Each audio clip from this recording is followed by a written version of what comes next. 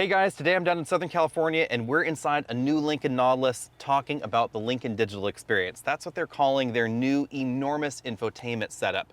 Now, you can also get the Lincoln Digital Experience in the 2025 Aviator on smaller screens with the more traditional layout, but this is certainly the direction of the entire Lincoln brand. We know by spy shots that we're going to see this in the upcoming Navigator with even bigger screens. So let's dive into how this system works, why we have a flat top steering wheel, and what you're going to see in your next Lincoln. The 2025 Aviator is going to get the basic hardware and software from this system, but the widest expression of the digital experience is certainly currently going to be in the Nautilus because of this absolutely enormous LCD setup in the dashboard. Lincoln calls this a 48-inch LCD, but it is in fact two 24-inch LCDs. We actually see the seam right there in the middle. They do a decent job of disguising that. You'll notice that these different widgets displayed on the software, they gently fade from one to the other, and then they fade towards that center black bar, and then they start fading back there towards the other modules. The modules on the right side are configurable via this control LCD just below. And of course it supports Apple CarPlay and Android Auto, and it supports two-screen Apple CarPlay. So this mapping over here is currently being driven by my smartphone, but if I cancel this destination, let's go over here and hit that end route button, then you'll notice that we're going to get Google Mapping up there. See, it fades away and then it fades over there to the Google Map interface.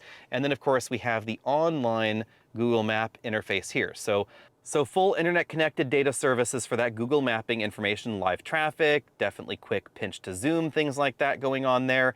This display is also where you're going to control a number of different vehicle settings and other vehicle functions. So for instance, if I go over to that vehicle setting option, we're going to get things like the new digital scent. That's something we're going to find in a lot of Lincoln models. This is where you can control the seats, the seat massage, valet mode, other vehicle settings like pairing smartphones, adjusting the ambient lighting in this particular model. So you can change the ambient lighting there with those buttons.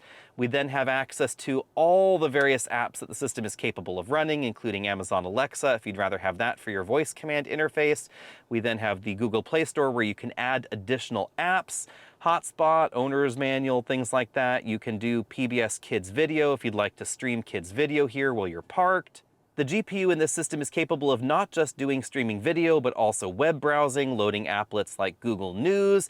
You can also, of course, load things like games that you can play on the system from a Bluetooth compatible game controller or a keyboard.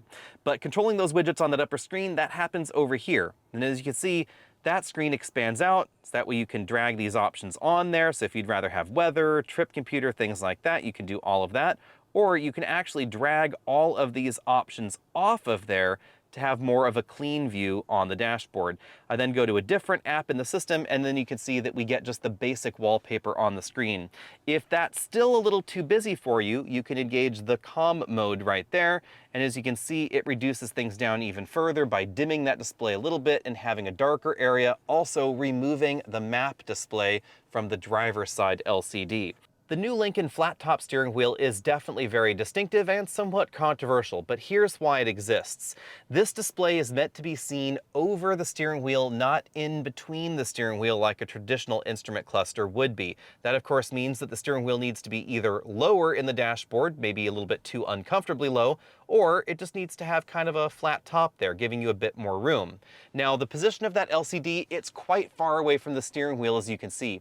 It really gives the dashboard an interesting vibe because we get this really huge space up here, really helping debulk the dashboard and making it look slimmer and giving the car kind of an airier feel. But there's a more practical application here as well.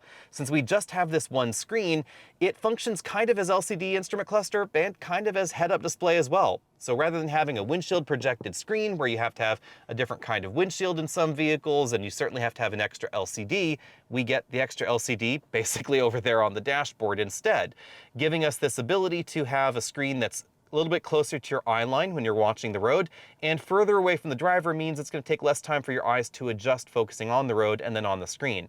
It also means that the navigation system over there is much closer to your eye line, something I really noticed today driving this.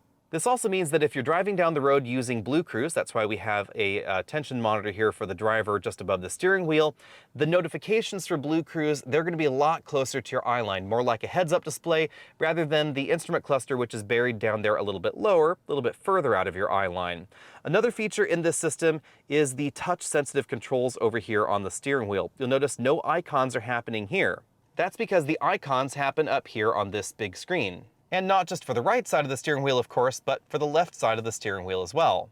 The one odd twist with that, of course, is that only this little center area is illuminated. The rest of this isn't because, of course, the function of this button bank can change. Although, so far, I haven't actually seen this side change other than infotainment controls. We just get track, forward, backward, volume up, down, and then voice command button over there. But theoretically, this allows the system to have future buttons for future features.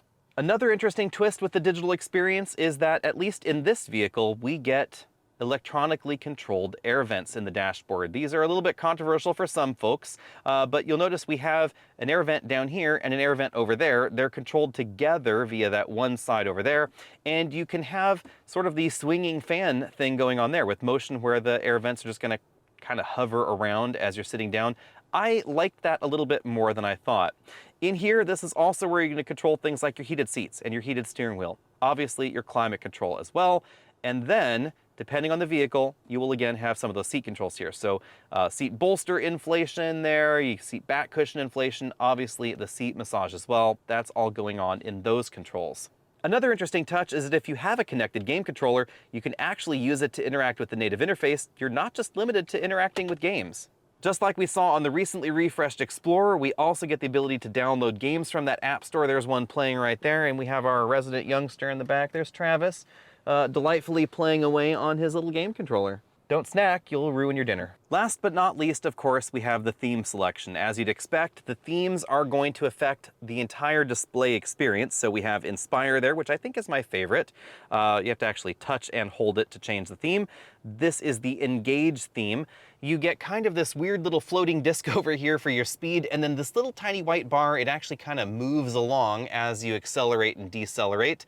The passenger side screen, it's a little bit less engaging than the Inspire screen, if I'm honest.